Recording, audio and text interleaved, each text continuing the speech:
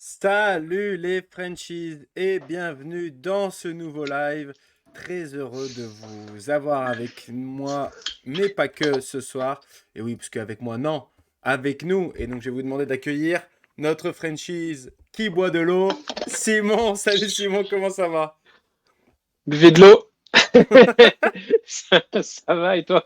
Bah écoute, ça va bien, la forme, tranquillou. Très heureux d'être avec toi ce soir pour parler de NBA et plus particulièrement des trophées individuels. Ça y est, alors on a attendu un peu, mais là on a fait un peu plus d'un quart de la saison. Il y a pas mal de leaders qui sont tombés pour les trophées individuels et on voulait voir ça ensemble. Euh, Avant d'attaquer le vif du sujet, Simon, comment ça va? Est-ce que tu as des trucs NBA à nous dire aujourd'hui ou des points qui t'auraient fait kiffer sur cette dernière semaine? Ou Qu'est-ce que pas, d'ailleurs. j'ai noté? Non, j'ai pas.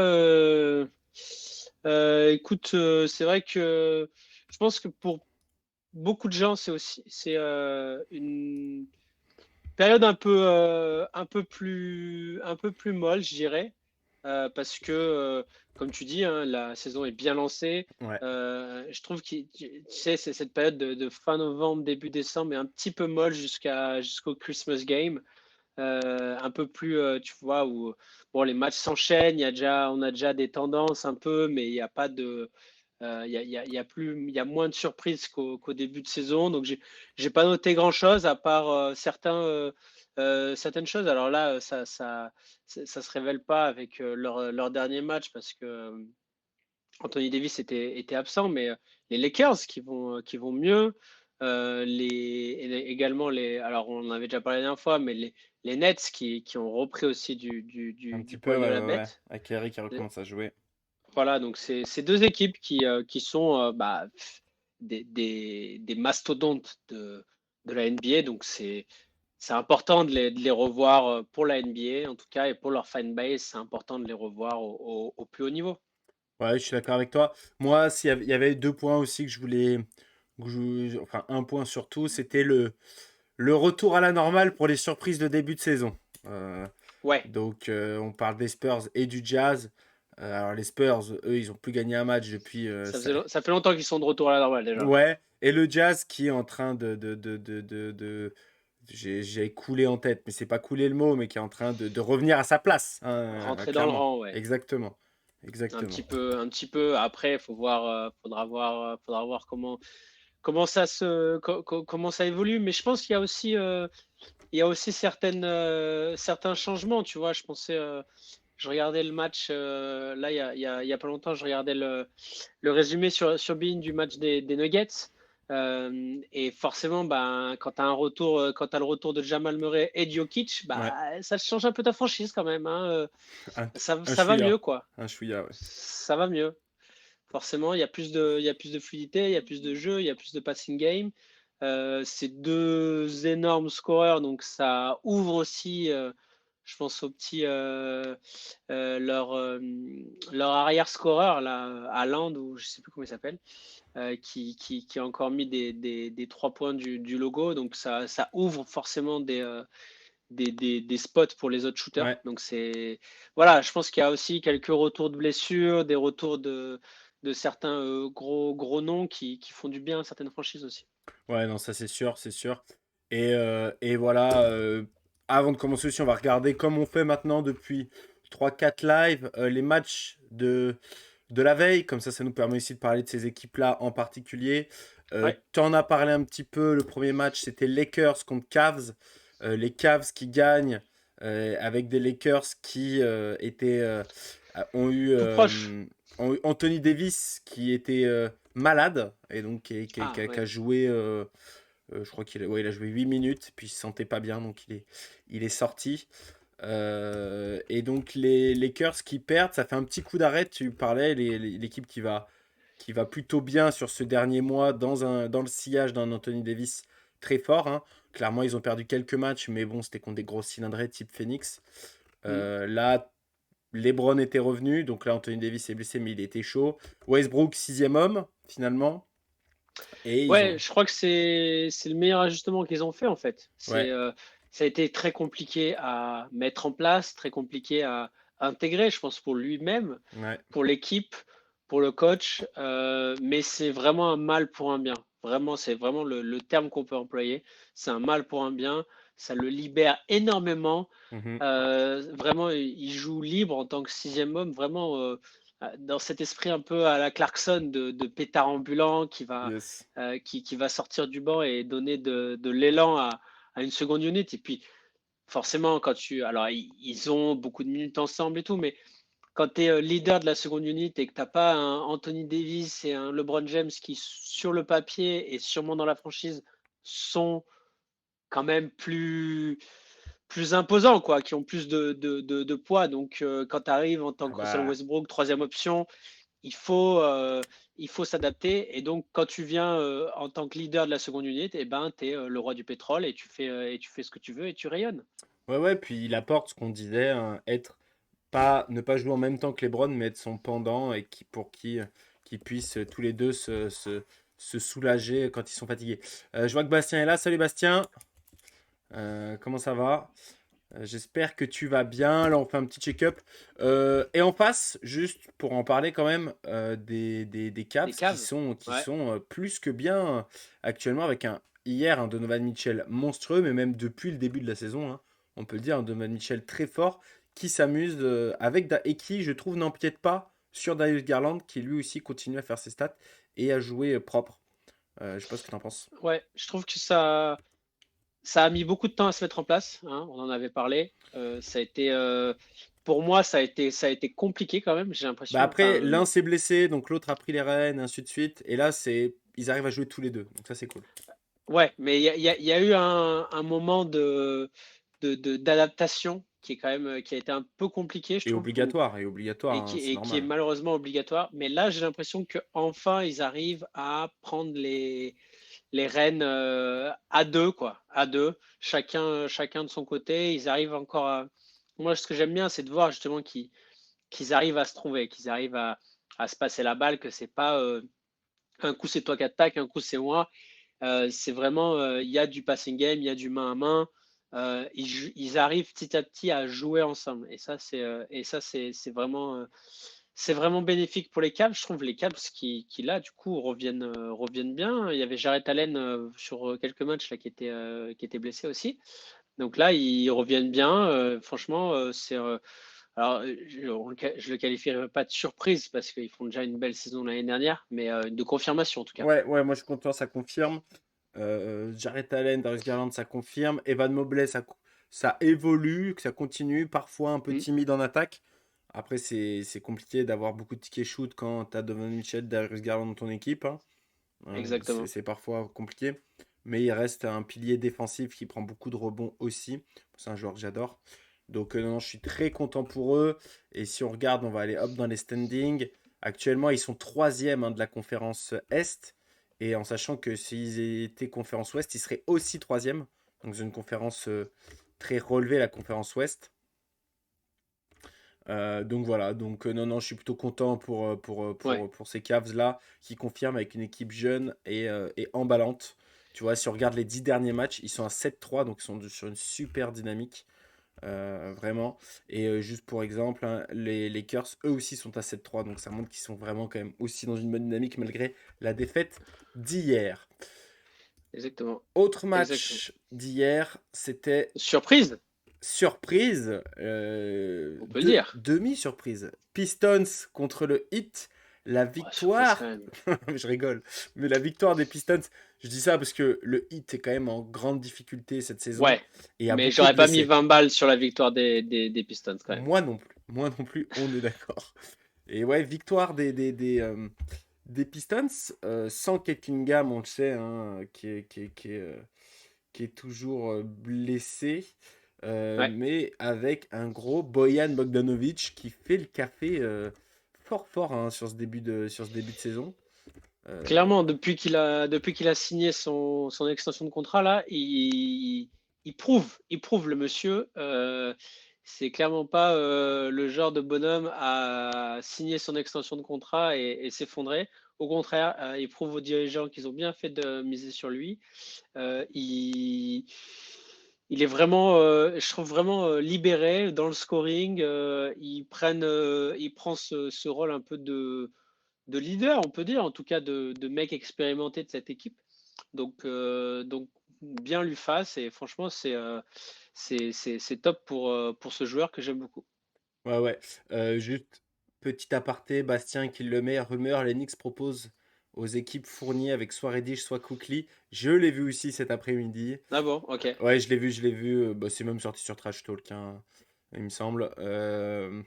Et oui, il semblerait que ça y est, ça commence à C'est discutailler et essayer de marchander à côté de New York. Je serais très curieux de voir, Quickley partir. Cam Reddish, pourquoi pas? Ah, Même si je Reddish, trouve que Reddish, il paraît qu'il est plus dans les. Ça y est, dans le ils en ouais. veulent plus. Thibodeau n'en veut plus, ça y est. Mais Quickley a toujours été très apprécié de Thibodeau, donc je serais curieux de le voir partir. Mais franchement, Après, le problème, c'est pour essayer d'avoir de l'attraction, parce que le problème, on en parlait il y a 2 semaines, c'est que Fournier ne le font pas jouer, donc ils perdent la valeur. mmh. Donc pour augmenter sa valeur, tu es obligé de mettre quelqu'un à côté, quoi, maintenant. Bah, Cam Reddish a joué pendant un moment, il a même bien joué, Au ce début, début de là, ça se calmait, bah, je trouvais. il a eu sa petite blessure, qui lui a fait manquer, 5-6 matchs et j'ai l'impression que ça l'a un peu coupé effectivement. Alors qu'il était vraiment, bah, c'est lui qui a pris la place, clairement d'Evan Fournier, hein. Ouais, C'est ouais, lui clairement, ah oui, qui était dans le 5, en poste 2, qui a ce côté, très, longiligne qui permet, c'est vrai. dans la NBA moderne de pouvoir défendre plutôt pas mal de postes. Il a aussi cette capacité en étant justement assez long pour d'aller rapidement au cercle. Donc ça aide sur certaines phases de jeu offensive qui sont un peu stériles. Donc moi j'aime beaucoup Cam Reddish. Bah, j'aime bien Quickly aussi, hein, mais à voir ce qu'ils arrivent à avoir en retour. J'ai peur que, effectivement, comme tu dis, le fait qu'il n'ait pas joué depuis longtemps, le fait que Cam Reddish soit pas au top depuis qu'il soit revenu depuis qu'il soit revenu de blessure, j'ai peur qu'on se fasse pas mal enfler dans cette histoire. À la Knicks style, comme on dit dans le Voilà. milieu. Après, je voulais juste voir aussi en termes de contrat, Cam Reddish, il est payé combien? Cam Reddish, bonne question. Attends, Je dirais, je vais aller voir. Cam Reddish contract. il est encore très jeune, hein, Cam Reddish. Ça doit être dans les 5 millions, je pense, hein. Exactement, il est sur son contrat à 4 millions. Non, attends, non, il a. Si, si, il a 5 millions. Il est à 5 millions. Voilà, tout simplement. Il a 5 millions, presque 6 millions la saison. Et avec l'année prochaine, une qualifying offer à 8. Donc, c'est son contrat rookie encore. Donc, ce qui fait un contrat à 22-23 millions côté Knicks qui pourrait aller chercher. Donc, ils peuvent aller chercher un gars qui a signé un peu un gros contrat et qui est en manque de trucs type. Alors, rien à voir, hein, mais un John Collins, tu vois, les contrats John Collins. Ouais, Les contrats Terry Rozier, peut-être aussi, tu vois, dans le style. ouais, ouais, ouais. Fais voir, John Collins contract. Ouais, c'est ça, les 25 millions, là, les trucs à 25 millions qu'ils ont signés. Euh, On a parlé beaucoup de Crowder, ouais, de Crowder, le l'échange problème, Crowder. bah, ouais, mais c'est un peu, les gars jouent pas. Les Knicks sont dans toutes les rumeurs de transfert qui puissent exister sur Terre, donc forcément, qu'est-ce que tu veux que je te dise? Exactement. Après, bon, hein, on sait que déjà premièrement, Suns Knicks sont pas c'est pas deux franchises qui traitent beaucoup qui traitent beaucoup ensemble. Récemment, ouais, non. Récemment, il n'y a pas. Récemment, hein, depuis le Stud, et c'est pas des franchises qui ont l'habitude de faire affaire ensemble régulièrement. Ouais, depuis que vous nous avez Euh, volé Stoudemire, nous, on est exactement. rancuniers. Euh, et sinon, je pense que, comme on avait dit, hein, je pense, déjà, je suis pas sûr que ni Cam Reddish ni Evan Fournier soient J'ai- dans votre cible. J'étais sûr. Et je, et je suis pas sûr que Crowder soit Je pense pas du tout. Qu'il une, soit dans une- votre plan de jeu, dans je notre vois pas. plan de jeu. Pour sa défense, éventuellement, pour sa défense et son côté catch and shoot, on va dire. Mais je pense Ah, que t'as Randall hein, sur le poste, hein. ouais, je pense qu'il quand même Evan Fournier, Cam Reddish, c'est-à-dire que tu perds deux postes, deux extérieurs. Et que t'en Donc récupères je pas un pense que seul? tu et que tu récupères pas un seul, je pense que tu vas essayer d'aller chercher un extérieur quand Ouais, même. clairement, clairement. Surtout qu'à l'intérieur, on est je dis pas qu'on a du talent, mais on est fourni. Ouais, vous êtes fournis. Et j'étais sûr que Bastien allait parler de Marbury. C'est son petit, c'est son, c'est son petit truc.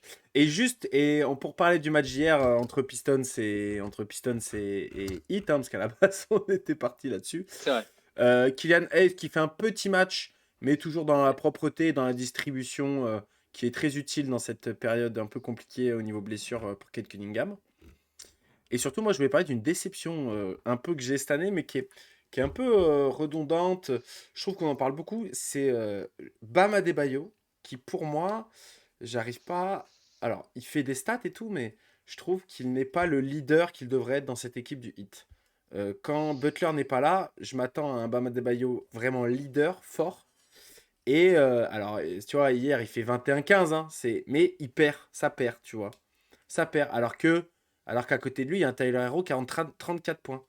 Je trouve qu'il a du mal. Alors, c'est compliqué sur son poste de pivot d'influer beaucoup sur le jeu.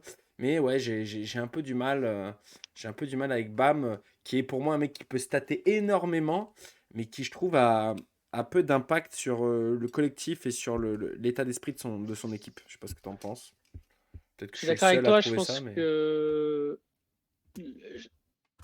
Je pense que c'est difficile sur son poste dans le sens où c'est pas un pivot dominant comme peut l'être Embiid, comme même alors pas dans le scoring, mais tu vois même un Gobert, tu vois, en tant que protecteur de cercle, Ouais, ouais. de rempart. Bah, c'est un Il a rempart quand même, Bam. C'est un bon défenseur, tu vois. C'est un bon défenseur, mais c'est pas un défenseur.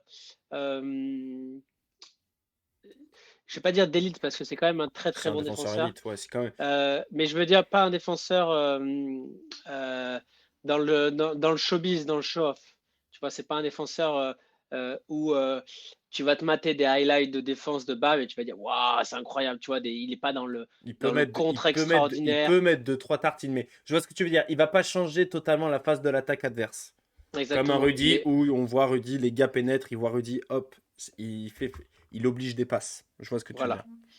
Voilà. Euh, ça va plus être vraiment de la. Je pense que c'est plus un défenseur, mais un défenseur aussi qui s'intègre dans un collectif, qui est aussi voilà, dans le collectif avec d'autres défenseurs. Et c'est d'ailleurs ce qui convient à une équipe comme le Heat. Mais je vois ce que tu veux dire. Je pense que c'est plus compliqué et c'est compliqué surtout quand en fait, il faut le dire, hein, ton franchise player et ton leader, c'est normalement Jimmy Butler. Et tous les joueurs n'ont pas cette capacité de step up et de prendre le relais quand le franchise player n'est pas là. Je vois Bastien qui dit même niveau que Marcus Camby à l'époque des Nuggets. Camby, je pense qu'il rêverait de mettre autant de points que Bam Adebayo. C'est pour ça aussi que c'est une petite frustration, parce que Bam Adebayo a montré qu'il pouvait prendre des coups de chaud, qu'il pouvait vraiment être aussi un leader scoreur. Je trouve qu'il ne le fait pas suffisamment à mon goût dans cette équipe du Heat qui en aurait bien besoin cette saison. Parce qu'on en parlait un peu la semaine dernière, mais bon, hop, si je vais dans le classement, le Heat, pour l'instant, ils sont 11e, hein, ils sont en dehors du play-in. Alors, ils sont Ah proches bah. des Wizards et des Knicks, hein, bien sûr. Mais quand même, ils sont à un match et voilà quoi, faut faire gaffe. Faut faire gaffe. Non, mais même, moi, je trouve, enfin, pour l'instant, en tout cas, sur ce qu'ils proposent, c'est totalement mérité. Après, ils ont C'est pas beaucoup de blessés, hein. lié Ils à ont un. beaucoup de blessés, hein. C'est Oui, aussi lié oui, à ça. mais pour moi, c'est quand même assez pauvre pour l'instant ce qu'ils proposent. Alors oui, ils ont des blessés, mais je veux dire, c'est pas lié à un calendrier qui soit particulièrement défavorable. Pour moi, pour l'instant en tout cas, et as sûrement raison, c'est sûrement lié aux blessés et tout. Mais pour l'instant, ce qu'ils proposent, c'est pauvre. Ouais, je suis d'accord. Je suis totalement d'accord. Et enfin, on va aller sur le dernier match d'hier qui était les Mavs contre les Nuggets avec une victoire des Mavs de un petit point. Bon, tu parlais des Nuggets, des retours. Là, Ouais, défaite. très- Défaite frustrante, je pense, mais surtout, au-delà des Nuggets, je veux parler des Mavs qui sont dans un bon mood actuellement. Alors, ils sont en 5-5, hein, mais ils sont sur 2 victoires d'affilée contre les Suns et contre les Nuggets en back-to-back avec un Doncic fort. Mais encore une fois, moi j'ai envie de dire, Doncic est en train de s'épuiser. On en parlera pour la course au MVP tout à l'heure. ouais. Mais tu vois, moi je suis. Alors, c'est très bien pour lui, hein. Mais en donnant à fond, en étant omnipotent, bon, bah, les Mavs sont 7e en 13-11. Alors, 13-11, c'est pas mal du tout, hein. Mais j'ai un peu peur pour ces Mavs qui se pètent la gueule sur cette deuxième partie de saison avec un Doncic omnipotent, trop, peut-être un peu trop omnipotent. Euh, voilà, je sais pas ce que tu en penses. Je trouve que, effectivement, enfin, j'ai regardé le match contre les Nuggets, c'est pour ça, moi, je les ai trouvés vraiment, j'ai trouvé un beau visage des Nuggets qui m'a fait Les plaisir de les Nuggets, ça revoir. joue, quand il y a tout le monde, ça joue bien. Je suis d'accord avec Ça toi. joue bien, ça m'a fait plaisir de les revoir à ce niveau-là. Je trouve que le Money Time est vraiment euh, bien, enfin, est bien tenté par Ah, les. alors qu'on a un nouveau follower, Mousse Wine, je le prononce comme ça. Hésite pas à venir parler dans le chat, Mousse Wine, pour donner ton avis. On fait une revue des matchs et après on part sur les trophées individuels, pardon. Et surtout, petit rappel en plein milieu de live pour ceux qui regardent, n'hésitez pas à nous suivre sur notre Twitter, Clutch Time Prod. C'est là où on note tous nos lives et aussi on fait des petites revues des actus français, des Français la plupart du temps. Voilà, excuse-moi, je t'ai coupé. Je sais plus où j'en étais, on Je parlait des sais plus. Nuggets. Tu parlais des Nuggets comme quoi c'était joli. Euh, Est-ce qu'on a atteint notre objectif de followers ou on en est où là? alors là, il y a marqué 45, Mais mais faut regarder la vérité directe que je vais aller voir sur. Tac, parce que j'ai cru voir une bannière. J'ai cru voir une on bannière. est à 50 followers sur Voilà. le Twitch. Après, il faut voir si, tu sais, il y a toujours des trucs paramètres. Attends, je vais voir. Bah, continue de parler, je vais essayer d'aller Oui. voir. Donc on parlait écoute, on parlait du match des Nuggets contre les Mavs. Donc hier soir, enfin dans cette nuit. Et moi, je trouve que c'était vraiment un beau match, un super quatrième quart, un money time vraiment, vraiment tendu, j'ai trouvé. Les Nuggets qui mettent un gros tir à la fin. Et je crois que c'est Bruce Brown, ouais, c'est Bruce Brown qui met un gros tir pour la gagne.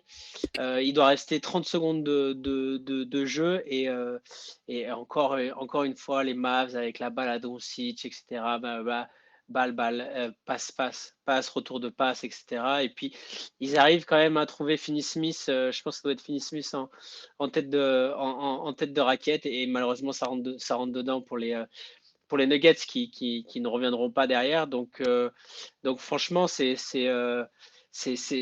frustrant pour ces Nuggets qui ont beaucoup souffert en ce début de saison et qui là reviennent bien avec Jokic et avec Jamal Murray. Et moi comme je le disais la semaine dernière, qui en a un peu marre de ce type de jeu très stéréotypé des Mavs, aurait bien aimé voir les Nuggets l'emporter. Ouais, ouais. Après, tu vois, ça fait deux matchs que Dallas gagne de un petit point. Enfin, pas le match contre les Suns, mais le match d'avant, ils gagnent vraiment à l'arraché. Ça gagne à l'arraché, ça fait des bons résultats, mais bon, à voir Ouais. sur la longueur. Bon, voilà pour les matchs d'hier. Je pense qu'on peut partir sur les classements, les power rankings. Alors, on a Massy Wine qui nous demande, pouvons-nous regarder des matchs en direct ensemble sur Playback? Je connais Alors, pas Playback, mais on connaît pas Playback. Nous, ce qu'on fait, c'est que quand on peut, et c'est pour ça qu'on vous dit de nous suivre sur Twitter, c'est que quand on peut, on fait des lives les dimanches. On essaye de faire des lives sur le match du dimanche soir, en général autour de 19, 20, 21 heures, et on essaye de le commenter en direct. Alors effectivement, on peut pas montrer les images malheureusement sur Twitch, donc on essaye de faire ça et puis de suivre le match tous ensemble et que vous veniez commenter, qu'on puisse le vivre tous ensemble comme si on était sur notre canapé. Là, je sais pas quand est-ce qu'on fera la prochaine fois. En tout cas, on vous tiendra au courant sur le compte Twitter. Et donc, n'hésitez pas à venir. ouais, c'est pour ça. Clutch Time Prod, bien nous suivre sur Twitter, c'est très important. Alors, tu veux commencer par quel trophée de l'année? Tu vois. Vas-y, vas-y, je te suis. Allez, on va aller sur les défenseurs de l'année, tiens. Et pour ça, on va regarder tac, le premier ladder. Alors, c'est un ladder qui date de novembre de cette année, du 8 novembre. Ok. Donc, Ouais. ça a pu évoluer entre temps. Mais sur ce ladder, en premier, nous avions Giannis Antetokounmpo en premier. En deuxième, Logique. il y avait Marcus Smart. Je suis pas vraiment Ouais. d'accord, perso. Moi non plus. En troisième, il y avait OG Anunoby des Toronto Raptors. Why Mhm. not? Et ensuite, dans l'ordre, il y avait Bam Adebayo, Michael Bridges, Logan Dort, Herb Jones et Brook Lopez après. Et ensuite, Evan Mobley et Ivica Zubac. Allez, si devais me donner pour toi ton défenseur de l'année, Simon, et pourquoi, je t'écoute. Giannis Antetokounmpo. Je trouve qu'il Déjà, je trouve que les Bucks sont encore une fois extraordinaires cette saison. Que Giannis est efficace des deux côtés du terrain. Je pense que la seule raison éventuellement pour laquelle je pourrais mettre quelqu'un d'autre, c'est euh, dans l'éventualité, et c'est une éventualité assez probable, c'est qu'il ait le titre de MVP également. Ouais, alors, je suis d'accord avec toi. Pour moi, Giannis est leader dans cette course. Surtout que si on regarde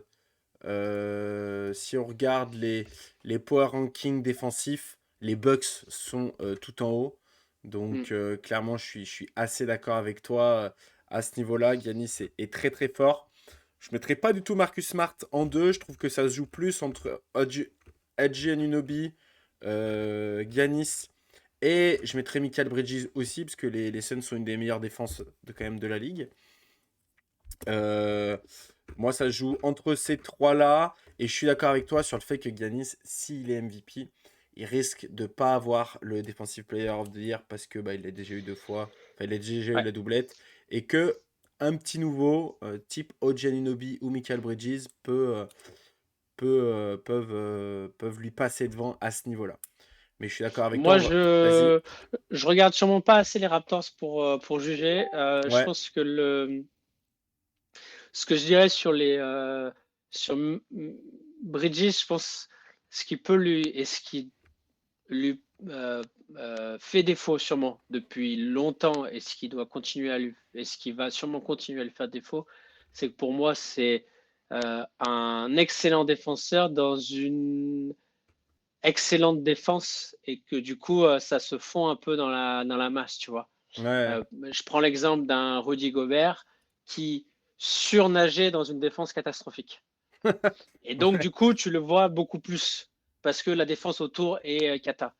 Et là, vu que la défense est huilée, et donc c'est un excellent défenseur dans une excellente défense. Et du coup, ça se voit moins. Et je pense qu'il a aussi beaucoup moins d'éclat. Tu vois, il y a moins euh, tu vois, on a besoin dans la défense de contre, on a besoin de, tu vois, bah, par exemple, ce qu'on dit, c'est qu'il y a, les défenseurs extérieurs ont beaucoup plus de mal à obtenir ce titre-là parce que une interception, ça sera toujours moins impressionnant qu'un contre. Donc forcément, c'est à prendre en compte dans ce genre de trophée. Ouais, j'ai mis les leaders de chaque catégorie là devant nos yeux. On voit qu'en bloc par game, il y a Brook Lopez. Et moi, c'est peut-être un point qui va être contre Giannis, c'est que Brook Lopez est aussi dans la course. Donc, tu vois, vu que tu as deux défenseurs Ouais. dans la course, bah, potentiellement, tu peux dire oui, mais Giannis est bon, mais en fait, il a Brook en second rideau et c'est pour ça. Et tu as en style par match, c'est OG Anunoby qui est premier de Toronto. Donc, tu vois, ça peut jouer Mm. là-dedans, clairement. Clairement, clairement. Euh, Écoute, on est d'accord sur le défenseur de l'année. Pour moi, pour On part l'instant, c'est sur Giannis. Giannis. Je suis d'accord avec toi. Euh, Écoute, en termes de leader, y a pas ils font pas des rankings pour tout. Ils font pour MVP, défenseur et rookie. Donc, je te propose de partir sur un qui est pas ici pour l'instant, qui est le coach of the year. Et de voir avec toi qui, pour toi, mérite actuellement le coach of the year. Pour ça, je vais montrer le classement. Comme ça, on verra quelle équipe est récompensée. Est-ce que tu veux te donner le tien ou est-ce que tu veux que je donne le mien pour l'instant? J'ai mon idée, mais vas-y, je te laisse commencer cette fois. Ah, et bah pour moi, c'est simple, le coach of the year, en tout cas j'aimerais bien que ça arrive à lui, c'est Joe Mazzulla de Boston. Parce que c'est la meilleure équipe de la ligue et je suis toujours pour avantager le meilleur bilan de la ligue, surtout que ça a quand même été un espèce de bordel chelou cet été au niveau des Celtics avec le frotteur Ime Udoka. Le frotteur Ime Udoka. Donc non, non, moi je trouve qu'il fait un super job. Euh, Bien sûr, dans la continuité, toi, je sais que c'est toujours ton truc de dire.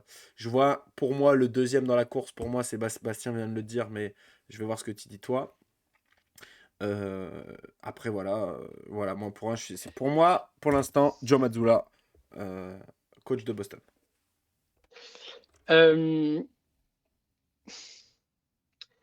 Moi, oui, j'aime beaucoup être dans la continuité. Donc, c'est vrai que euh, je partirais plus je serais plus parti sur ou Monty Williams ou les Bucks. Parce que voilà la continuité, etc. Mais je suis d'accord aussi sur le taf qui est fait aux Pelicans. Je trouve euh, l'intégration de CJ McCollum, le retour de Zion Williamson, qui est quand même un mec qui te change une stratégie, hein, qui te change une tactique, une franchise. Donc euh, des joueurs qui confirment encore cette année. Tu vois, je pense à José Alvarado qui s'est révélé l'année dernière en tant que fouine pour piquer des ballons dans les mains de Chris Paul et qui vient aujourd'hui confirmer qu'il n'est pas que ça, c'est aussi un bon meneur. Je l'ai vu là il y a 3 jours planter je sais pas combien de points et être un excellent shooter à 3 points, Ouais, bon à la pénétration. Je trouve qu'il voilà, c'est à la fois arriver à réintégrer des stars, soit après blessure pour Zion, soit dans un transfert pour CJ McCollum, et à la fois arriver à révéler des joueurs potentiellement lambda, parce qu'un José Alvarado, c'est un second clairement, tour de draft. clairement. Donc, Second tour jeté, je dirais qu'il est même pas drafté. il est peut-être même pas drafté, je sais plus. Je vais aller En tout voir, cas, je vais vérifier. c'est un New-Yorkais. Ça, je m'en souviens. Ça, tu le sais, ça. Mais voilà, donc Oh, ça il est me. pas new-yorkais, il est de Brooklyn, rien à voir. C'est New York. C'est New York. Tac, tac, tac. Il est pas drafté. Il est pas Il n'est drafté. pas drafté, Non, non, c'est un effectivement. non Donc drafté. un mec qui a galéré Ouais. pour arriver là où il est aujourd'hui. Donc une super du beau travail fait du côté des Pelicans, mais c'est pas une surprise. Non. Et effectivement, je suis d'accord avec toi.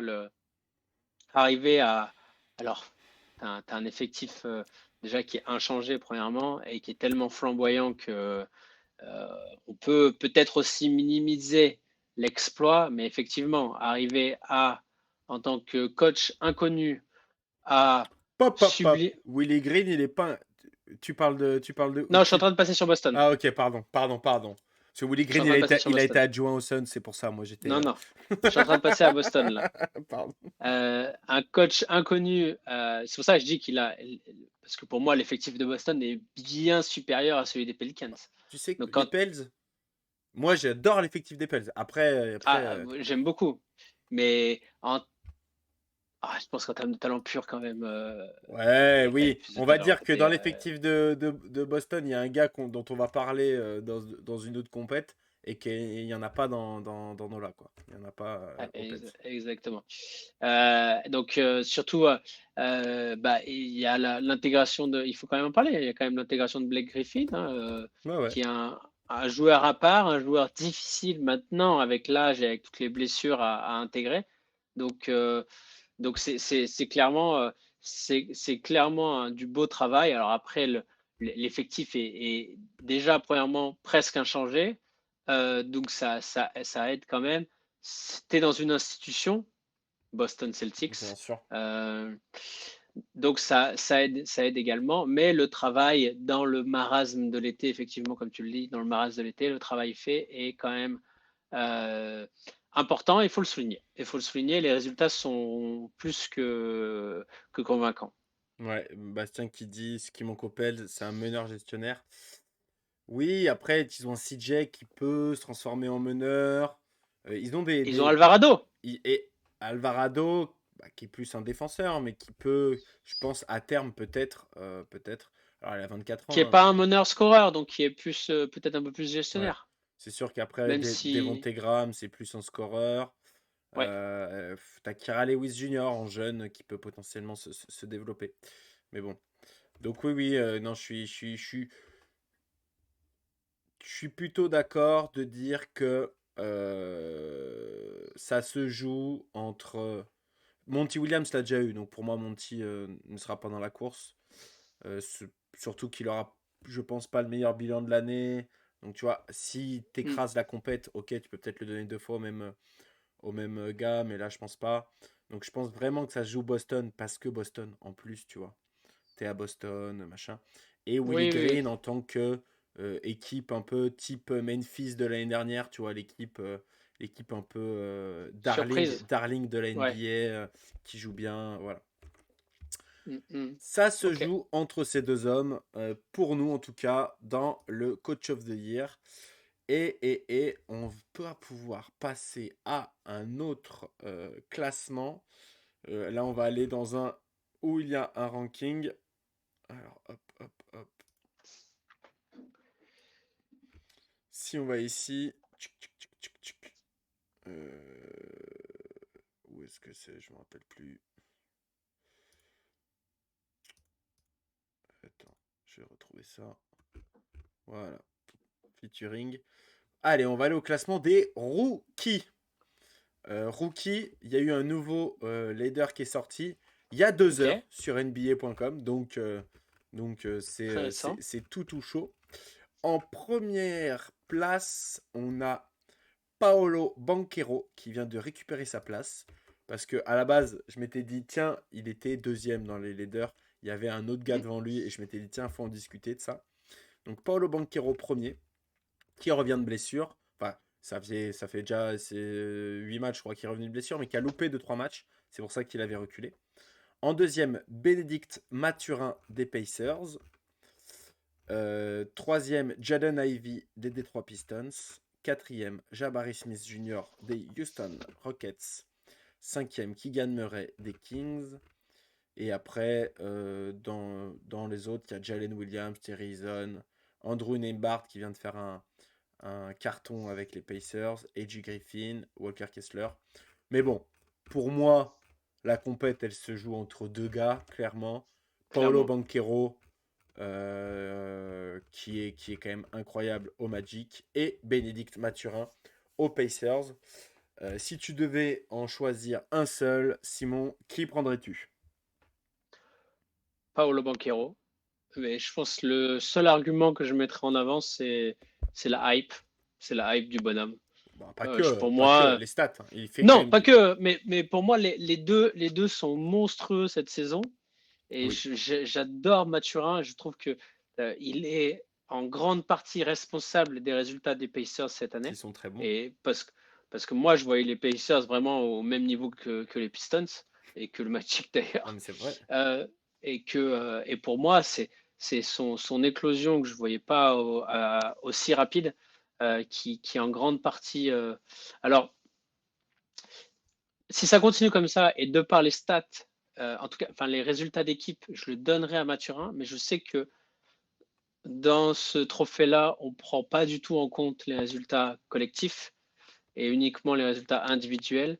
Et dans ce cas, je trouve qu'ils sont très très proches, mais je pense que Paulo Banquero a une longueur d'avance de par la hype du bonhomme, de par ses comparaisons en tant que New LeBron James, Clairement. et que du coup, cette hype-là va sûrement, selon moi, faire la différence.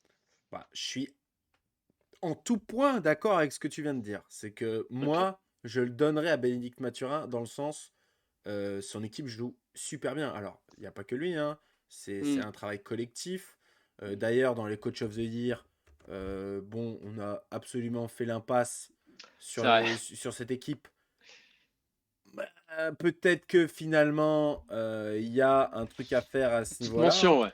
Ouais, Une petite mention. je pense qu'il y a une petite mention. Parce que c'est vrai que, ok, Benning Mathurin est très fort. Ok, Tyrese Haliburton fait vraiment un taf de fou. Mais c'est vrai que Rick Carlisle, on l'a beaucoup critiqué l'année dernière. Quand il est arrivé de Dallas, on s'est dit, ouais, Rick Carlisle, il fait vraiment jouer son équipe comme ça maintenant, là, les Pacers. Et finalement, cette année, eh ben, ça joue. Tu vois, quand tu vois qu'ils ont des Tyrese Haliburton, des Buddy Hield, des, comme on dit, Bénédicte Mathurin, des Andrew Nebart, qui est aussi un rookie, Jalen Smith, aussi, qui est jeune. Enfin, avec des jeunes, il arrive à mettre beaucoup de punch. Par contre, c'est vrai qu'en face de lui, il y a une star, en fait, clairement. Et déjà aussi, il y a le franchise player de son équipe. C'est déjà le franchise player de son équipe. Une équipe Oui, pourrie, on est d'accord. Le Magic, c'est pourri cette année. Mais j'ai bien aimé je suis du même avec Simon, et pour une fois. mais tu vois, c'est ça que je veux dire. C'est que c'est une équipe pourrie, mais c'est le franchise. Et c'est vrai que c'est vachement mis en avant dans les classements des Rookie of the Year. Il y a vraiment que si euh, on trouve les Pacers dans les 4 premières places en fin d'année, où là peut-être que, tu vois, ouais. ça fera la diff. Mais sinon, je suis assez d'accord avec toi pour dire que c'est tout tracé pour Paolo Banchero, hein. Il était passé deuxième parce qu'il était blessé, qu'il avait loupé 5 matchs, je crois.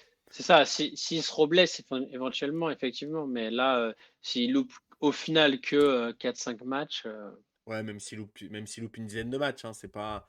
On sait qu'il faut au moins jouer plus de 60 matchs à peu près ouais, pour être dans la course.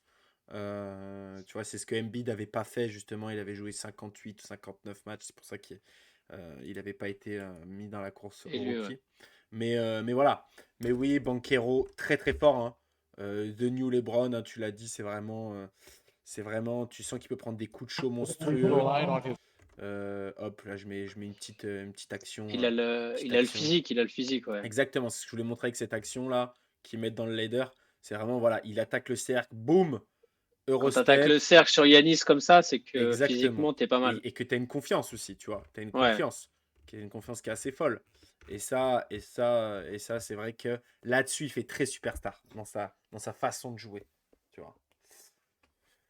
Donc, on est d'accord, notre rookie de cœur serait Bénédicte Mathurin, mais pour nous, la personne qui est pour l'instant le mieux placé pour gagner Mm. le Rookie of the Year, c'est Paolo Banchero.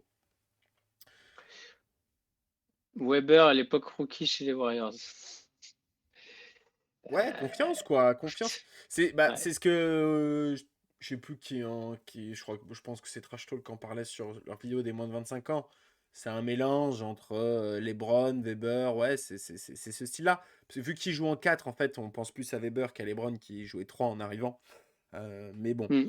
Mais donc voilà, il nous reste deux trophées individuels sur lesquels discuter. Ouais. Euh, le MVP, bien sûr, mais on va se le garder pour la fin. Et le MIP, où il n'y a pas de ranking. MIP, Simon, est-ce que tu as un coup de cœur MIP dont tu aimerais discuter? Qui c'est que j'ai en tête?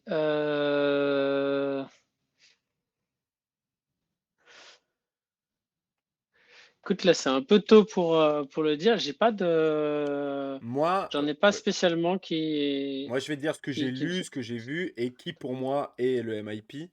Alors, on a, ça parle de Shai Gilgeous de SGA.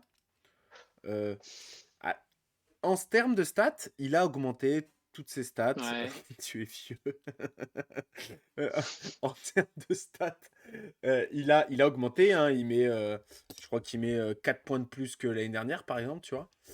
Après, pour moi, il n'a pas changé de monde. Tu vois, De moi, j'aime bien. dimension. Exactement. Je suis J'aime d'accord. bien dans les MIP avoir un mec qui a changé de dimension. Et SGA, bon, c'était déjà un All-Star. Voilà, c'est un All-Star dans une équipe un peu pourrie. En fait, ça n'a pas vraiment changé, à part que il met de plus en plus de points. Et c'est bien ce qu'on dit, Bastien. Tu es vieux. Mais donc voilà. Mais donc pour moi, je l'entends, mais je le mettrai pas dans cette course. Attends, il y a un autre gars que j'ai vu dont il parlait avant que je donne mon gars. Attends, je vais mettre MIP Leader. Je sais plus ce que j'avais vu. MIP Leader, j'avais vu du Darius Garland, je crois. Mais pareil, Darius Garland, bon, pas convaincu. Et enfin, si voilà, c'est ça, c'est lui que j'ai vu. C'est Tyrese Haliburton que j'avais vu, qui est en train quand même de changer C'était quoi? Ah, d'accord, je vois que ça. Trash talk sur le chat. Euh, Tyrese Haliburton, qu'est-ce que t'en penses, toi, de son nom dans cette course? Je suis d'accord sur la progression, sur le fait qu'il ait pris de la maturité. Après, pour moi, il est encore dans sa progression rookie, il est encore dans sa progression. C'est quoi, c'est sa troisième saison, C'est sa Tyrese Haliburton, troisième non? saison, je crois, ouais. Ouais, Ouais, ouais. c'est trop tôt pour moi. C'est beaucoup trop tôt pour un gars, pour un jeune. Enfin, à MIP en troisième saison, pour moi, tu es encore dans ta progression. T'es après sophomore, c'est encore ta progression normale en fait. Je vois pas le. Non, je suis pas d'accord là-dessus. Alors attends, hop, juste pour qu'on check un peu ses stats. Un, 2, 3. Ah, c'est sa quatrième saison. C'est sa quatrième saison. Ouais, Il a beaucoup été blessé. Oui, oui, oui.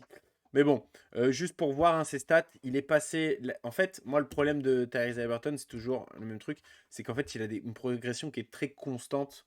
Il a commencé à ouais. 13 points. Saison d'après, 14 points. Attends, hop, je vais recentrer là parce que je vois que vous voyez rien ce que je vois, moi. Clac, clac, clac. Hop, hop. Ici, voilà. Ici, c'est mieux. Donc, 13 points après 14 points. L'année dernière, 17 points. Et cette année, 19 points. Donc, tu vois, il est toujours dans une espèce de progression. À la passe D, pareil. 5 passes D, 7 passes D, 9 passes D, 10 passes D. Et en rebond, il est toujours autour des 4 rebonds. Mais voilà, ce que je veux dire, c'est que je suis d'accord avec toi, je trouve pas ça hyper spectaculaire. Et le seul point positif et le seul point qui pourrait être en faveur de lui, c'est si il est All-Star cette année. Et ça changerait tout. Quelqu'un qui devient All-Star l'année, souvent, il a une belle place pour le MIP. Oui, oui. Après, pour qu'il ait le All-Star, déjà, enfin, pour moi, il faudrait que l'équipe soit un petit peu mieux que ça. Et il faudrait que. Ah, tu trouves? Ouais, je pense. Ils sont cinquième là quand même. Hein. Oui, mais bon, moi personnellement, j'y crois pas beaucoup. Je pense. pas qu'ils vont rester cinquième longtemps. Ok, d'accord. Mais, alors oui, s'il reste cinquième, effectivement, je pense que tu vas envoyer un All-Star et Et ce donc sera à potentiellement tu Liverpool. peux l'envoyer lui. Ouais, Ce sera pas Benedict pourquoi pas. Mathurin ni Jalen Smith, hein. Ok. Ouais, Bon. Et j'ai toujours pas dit qui pour moi était le MIP cette année. oui, C'est Lauri Markkanen. Euh, ok, pour ok. moi, vraiment, Lauri Markkanen, hop, on va aller voir ses stats. Mais je trouve qu'il a changé totalement de dimension. Il est passé d'un gars dont on ne voulait plus il y a 2 ans. Et l'année dernière au Cavs, il se refait un peu une santé, entre guillemets. Mais là, quand même, cette année, il passe de 14 points l'année dernière à 22 cette année. Donc, clairement, c'est vraiment une progression exceptionnelle. Il passe de 5 rebonds à 8 rebonds, de une passe à 2 passes, donc ça, c'est un peu plus anecdotique. Et surtout, ses pourcentages. Il passe de 44% au tir global à 52, à plus de 40% aussi à 3 points. Enfin, je trouve vraiment, il a pris. Et puis, bon, c'est le franchise player de son équipe, du Jazz, par la force des choses, hein, mais c'est comme ça. Voilà, moi, je trouve que vraiment, il explose tout. Putain, vous parlez trop de trucs, je suis en train de parler en même temps. Je lirai, quand ce sera Simon qui donnera son avis, je lirai toutes les bêtises que vous dites, Bastien et Simon. Ah, je t'entends plus, Simon. Je pense qu'il y a ton casque qui a fait des siennes. Mais voilà, pour moi, dites-nous dans le chat, je sais pas si vous. Non, sur les MIP, Bastien, s'il y a d'autres gars dans le chat, dites-nous pour vous votre MIP de l'année. Moi, clairement, c'est Laurie Markkanen que je trouve incroyable. Alors, et puis surtout, l'évolution statistique est folle. Je veux dire, elle est folle. Ok, c'est que sur 26 matchs pour l'instant, mais vraiment, je suis in love de. J'ai toujours beaucoup aimé Markkanen, toujours été très déçu que il n'arrive pas à s'imposer en NBA. Je suis très content qu'il y ait eu cet euro en fait qu'il est. Ouais, je t'entends, Simon, c'est bon, t'es de retour. Parfait. Euh, je suis très content qu'il y ait eu cet Eurobasket qui pour moi l'a révélé complètement, Markkanen, et qui pour moi est le MIP. Markkanen, il est Ouais, sympa, mais il est dans une équipe qui tank. Ouais, mais je après, comprends. Shai, il est mieux classé que Shai, hein, Markkanen actuellement. Tu vois? Regarde, si je vais dans le standing, Markkanen, clac, Utah Jazz, il est là, il est à 2 matchs d'OKC. Faut voir Après, là où je suis comment d'accord avec toi, c'est qu'il peut comment le être, jazz il peut être évolue. tradé. Non, mais il peut être tradé. Clairement, Ouais. ce que dit Bastien, c'est vrai, s'il est tradé, ça peut complètement lui pourrir son truc. Mais pour moi, à l'heure actuelle, la saison se finit maintenant, il y a lockout. Je donne mon billet à Laurie Markkanen. Ok, ça se tient. Toi, t'es plus Moi, Shai, Tyrese ou Laurie Markkanen? je dirais Laurent Markkanen aussi, mais franchement, moi, pour l'instant, j'ai pas de candidat Je te sens pas, pertinent, je dirais. je te sens pas passionné. Bah, si, je suis pas, non, je suis passionné, mais en tout cas, des critères que moi j'ai personnellement pour un sixième homme, pour l'instant, j'ai pas de candidat qui puisse. MIP, hein, pas sixième homme, hein. Oui, pardon, pour un MIP, j'ai pas de candidat aujourd'hui qui puisse répondre à ces critères-là. Ok, ok, je comprends. Et donc, avec ton lapsus, tu m'as fait remarquer que on n'a pas parlé du sixième homme. Exactement. On n'a pas parlé du sixième homme. On va aller sur le sixième homme avant de parler du MVP. Est-ce que tu as vu des gars en tant que sixième homme? Je te donne des noms comme ça. Russell Westbrook, on en a parlé. Bah, s'il reste sixième homme, on en a parlé. Jordan Poole, tu peux penser à Jordan Poole. Tu peux penser à Christian Wood, à Dallas. Mhm. Malik Ouais. Monk aussi, qui est sixième homme. Bénédicte Mathurin, qui est la plupart du temps sixième homme aussi. Voilà un peu tout ce que je pourrais te dire.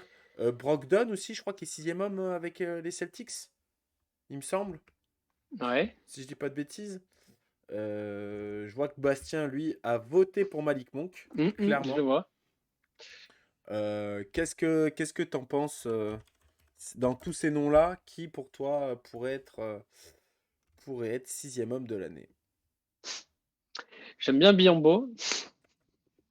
J'aime fort Bastien, c'est pour ça. Ah mais oui, je suis Euh, con. La course est finie. La course est finie. non, j'aime bien Malik Monk. Après, pareil, j'ai, pour moi, dans les critères de sixième homme, le sixième homme doit être dans une franchise qui gagne. Donc, Ah dans oui, une franchise, complètement.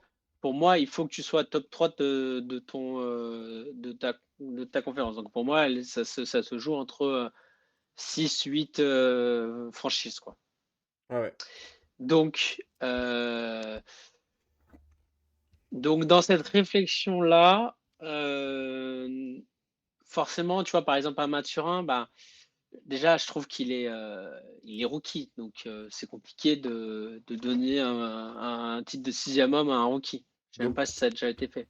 donc tu serais plus, si je suis ton raisonnement, sur un Malcolm Brogdon, par exemple, qui est sixième homme pur cette année, hein, il n'a pas commencé un match, et qui est Ou un Jordan Poole, pourquoi pas? pour l'instant, là, ça gagne pas, hein, Ouais, ça gagne moins, ouais, ouais, c'est Faudrait vrai. voir. Après, on est encore là à l'heure actuelle, tu vois. Oui, Je, oui, oui, je parle. Là, les Kings, tu vois, sont bien placés pour un Malik Monk, par exemple.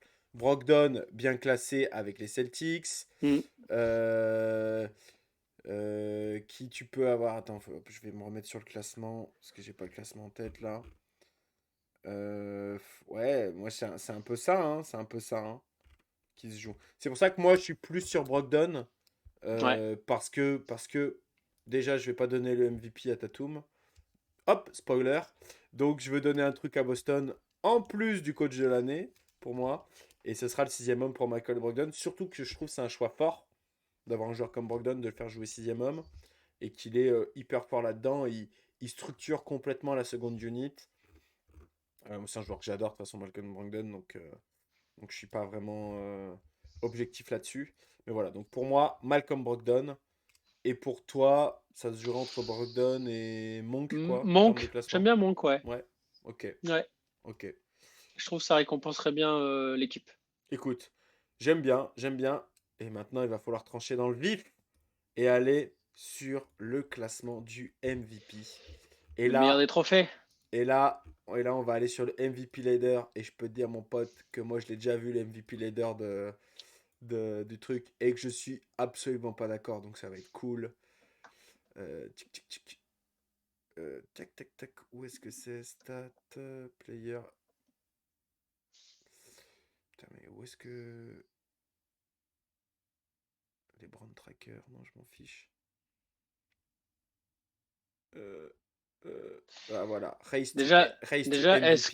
est-ce qu'il y a Luka Magic dedans? Alors, pour, le, pour nos amis, Bronson MVP. Mais oui. Gatorade, il a le record de boisson Gatorade. Premier pour NBA.com, Jason Tatum des Boston Ouais, Celtics. Deuxième, à égalité avec quelqu'un d'autre, que je te dirai après, Luka Doncic de ouais, Dallas putain. Mavericks. À égalité avec Nikola Jokic des Denver Nuggets. Ouais, d'accord. Ensuite, alors déjà, attends, je vais te dire de quand date le leader, hein, parce que c'est quand même Hmm, important. Il date du 4 décembre, donc c'est hyper récent. ok. Ensuite, en quatrième position, vu qu'il y a deux égalités en deux, Giannis Antetokounmpo. En cinquième, Devin Booker. Et ensuite en 6, Curry, 7, Durant, 8, Morant, 9, Mitchell et 10, Jalen Brown.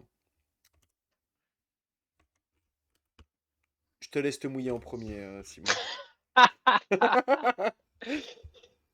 Alors moi, je vais le faire en deux fois.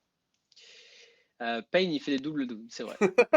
Mais, mais bon, si on part par là, Randall aussi, il fait des doubles-doubles. C'est vrai. Euh, donc, par élimination, pour moi, j'en ai déjà parlé. Luka, pour l'instant, il m'agace, donc je le relève. Ouais. Euh, je trouve que un MVP. Pareil, dans les définitions que j'ai, un MVP, c'est à la fois fort personnellement, mais c'est fort collectivement. Et je trouve que euh, Luka ne rend plus tellement ses équipiers meilleurs, j'ai l'impression. Je Bah, trouve si t'es que, pas un mec qui shoot dans le corner, il va pas te rendre meilleur, quoi. voilà. Et je trouve on le voit vraiment avec, on en a parlé la semaine dernière, on le voit vraiment avec la perte de Branson, justement, le, cette absence d'alternance, de justement de Brunson pas pouvoir MVP, hein, tu alterner l'as dit, son hein. de pas pouvoir alterner son jeu, je le vire. Euh, Pareil pour le deuxième, j'ai oublié qui c'était. Jokic. Voilà, pour moi Jokic. Et puis Alors là, il peut pas l'être. d'autres raisons, c'est les blessures. Et C'est puis que il l'a pour été moi, deux fois. il a déjà été deux Il est pas en fois. train de faire une saison encore meilleure que les autres qu'il a fait Alors pour moi, avant. Il- il est même pas en train de faire une saison meilleure. Il est en train de revenir et il est en train de commencer sa saison. Oui, et donc pour moi, il est même pas dans le top 5. Je sais pas pourquoi il est Pour moi, ouais, dans ce top ouais. 5, mais Son, je l'aime euh, beaucoup, hein, mais je le mettrai même pas dans le top 5, moi, donc personnellement. pour terminer, pour moi, la compétition aujourd'hui, elle se joue entre Jason Tatum et Giannis Antetokounmpo. Et tu fais gagner qui? Et je pense Tatum cette fois. Si ça continue comme ça, si les Boston Celtics restent premiers Ok. jusqu'à la fin.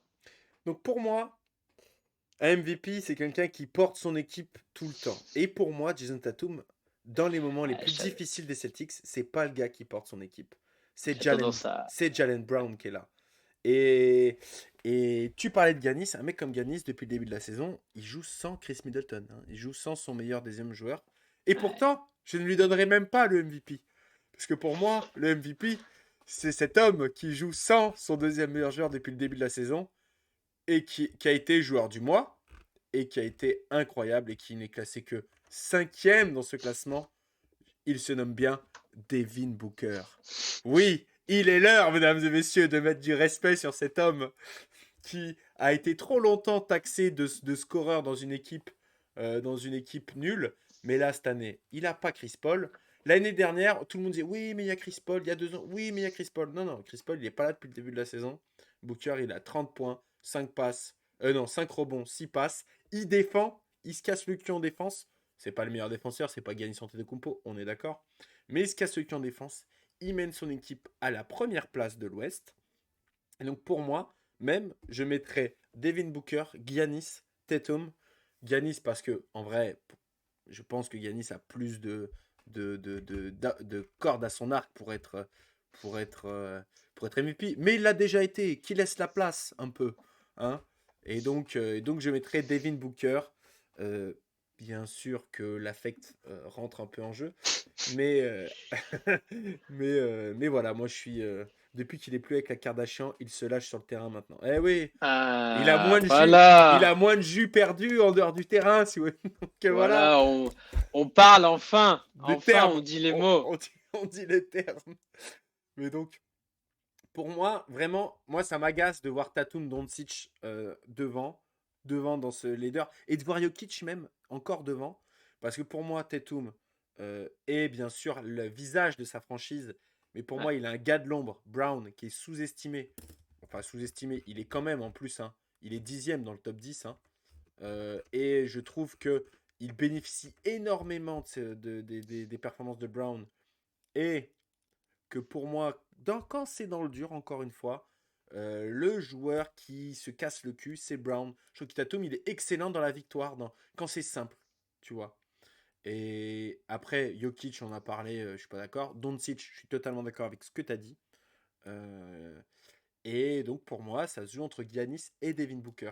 Et à l'affect, je mets Devin Booker. Voilà, c'est dit. Je drop mon stylo.